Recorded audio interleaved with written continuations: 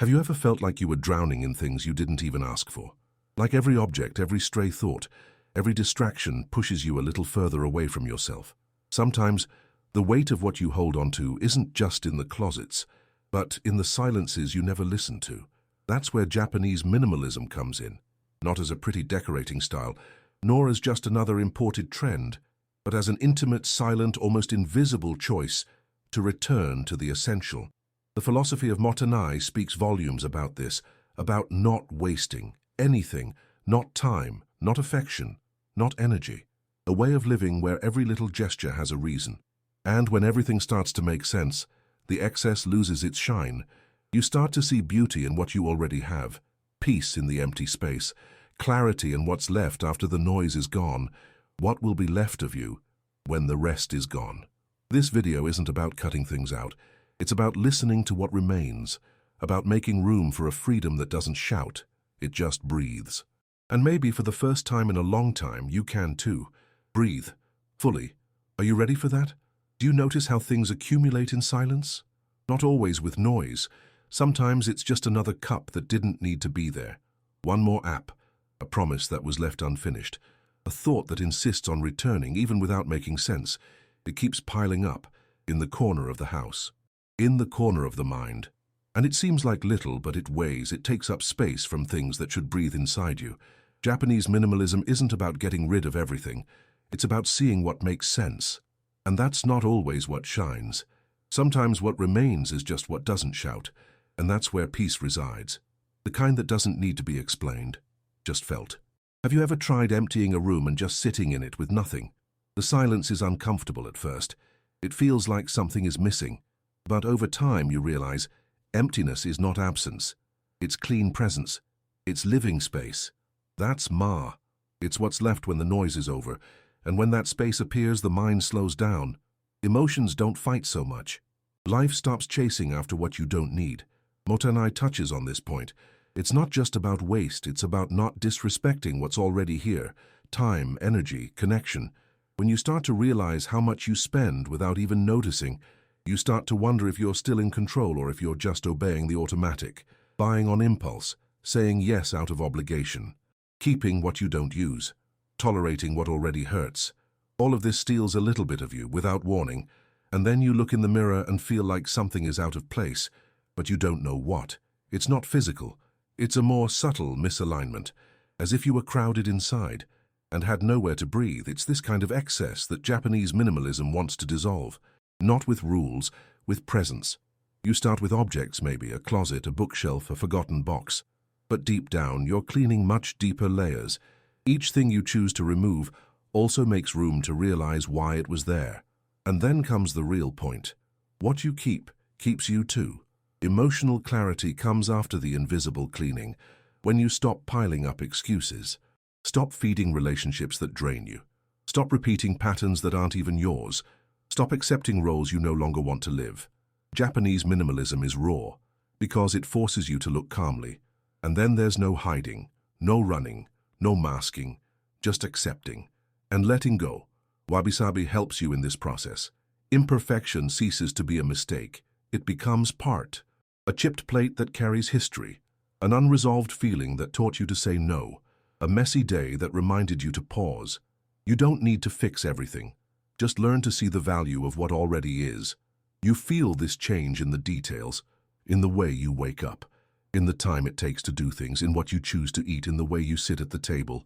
Everything slows down when you start to choose with more intention, and then it doesn't matter if the cup is beautiful. What matters is if it makes you feel good. This constant choice to return to the simple is also freedom, because the less you need, the less dependent you are. And it's at this point that the spiritual comes in. Spiritual freedom is not about religion.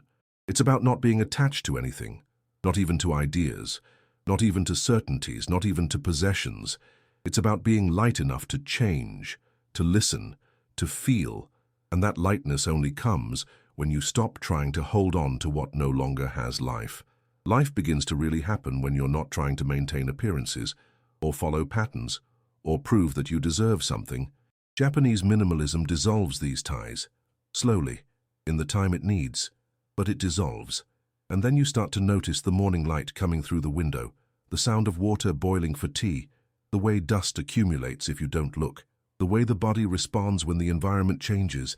Everything becomes more sensitive, more alive, because there's no longer the noise covering the essential. Have you noticed how the house changes when you change? A clean space is not only more beautiful, it's more breathable. A room with fewer things brings less distraction. A bathroom with few products shows you how much excess was never care.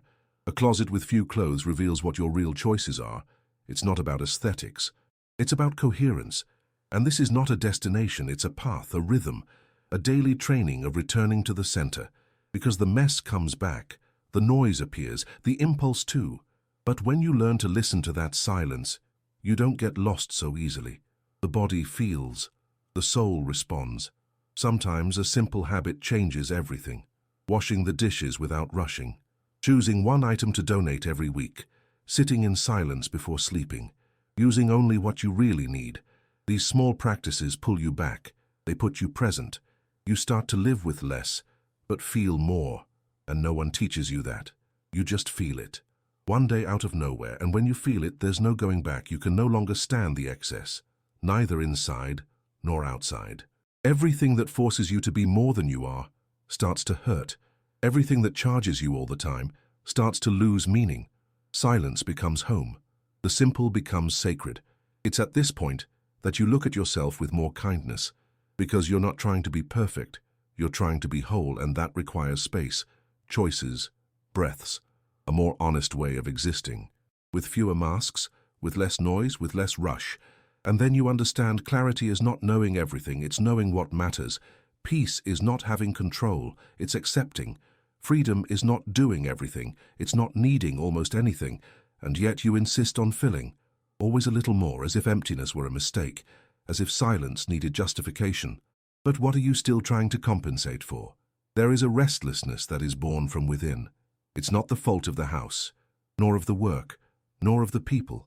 It's that feeling that there's something left over, or maybe missing, and you haven't had the courage to face it yet. And then comes the habit of accumulating. But it's not just objects you've already noticed. They are old promises, repeated fears, stories that you've told yourself so many times that you don't even know if they're still true. Japanese minimalism doesn't come with ready-made answers. It puts you face to face with questions that cannot be ignored. What is this for? Why is it still here? Does this serve? Does this still touch you? Some people call this a lifestyle, but it's not that. It's an internal, subtle, daily practice. There's no formula, there's only intention. And intention changes everything, because when you start to live with intention, you can no longer accept what is just occupying. You start to look differently. You start to feel differently. And there's no going back. The concept of danshari touches right there. Refusing the unnecessary. Discarding with respect. Letting go with lightness. 3 movements that seem simple, but that open an abyss inside you. Because when you ask yourself what you can let go of, you're not just talking about a blouse. You're talking about identity, about memory, about social role. You're talking about what you've chosen to be until now, and if you still want to continue being. There are days when everything seems too much, and sometimes it is. You feel it in your body, a fatigue that has no physical explanation, a shortness of breath that has nothing to do with the weather. It's excess, it's noise, it's the accumulation of the invisible. When you start to cut that, carefully, firmly, something changes inside. You breathe deeper, sleep more fully, hear what you couldn't before. And then comes clarity, not as a sudden illumination, but as someone who dusts off a forgotten window, slowly, one corner at a time, and you start to see what was always there, your true desires, your small joys, that which still pulsates even after the silence. You start to value what used to go unnoticed, a hot tea, a clean floor, time without a screen. A yes that comes from the right place. It doesn't seem like much, but it sustains, it holds you, because the essential is silent, but strong, and it is precisely this silence that Japanese minimalism protects, a silence that doesn't charge, that doesn't demand, that only offers space. Have you noticed how your house responds when you change? A lighter environment invites you to stay, to breathe calmly, to not run away from yourself. You start to realize that it's not the size of the house, nor the amount of things. It's the energy that circulates. And that comes from your presence, from your care, from the way you relate to every detail. The spirit of mottainai reinforces this all the time. Not to waste, but not as an obligation, as awareness. When you start to look at everything as something precious, time, attention, connections, it becomes difficult to return to the automatic. You feel the weight of each choice, and you also feel the relief of saying no, of stopping, of not wanting more than necessary. But for that, you need to be willing to face your own excesses, and that hurts. There's no way to soften it. Letting go takes courage, because in the end, it's always about giving up a part of yourself, an idea, an old version, a protection, but only then can you make room to rebuild yourself. Shibumi speaks of this invisible refinement, that which doesn't need to show itself but is felt, a beauty that doesn't tire the eyes, an elegance that doesn't impose itself. That's what you find when you start to live with less but with more truth, a sobriety that is not coldness, it's depth. You don't need to empty everything at once. That would be another form of control, but you need to start looking. And then comes the question that doesn't shut up. What do you really need to live well? How many clothes? How many pieces of furniture? How many commitments? How many answers? Have you ever experienced a routine in which each gesture has a rhythm? Waking up without rushing, eating slowly, cleaning without haste, listening without thinking about the answer. There is a type of presence that doesn't require effort. It only arises when you remove what distracts. And then time changes. The hours stop running. The body finds another breath. The soul, another tone. It's not about isolating yourself. It's about preserving yourself. It's not about cutting everything off. It's about feeling what still makes sense. And that requires a type of listening that you may have forgotten. The one that doesn't try to understand, it just welcomes. The day-to-day changes, not in a grandiose way, but in a firm way.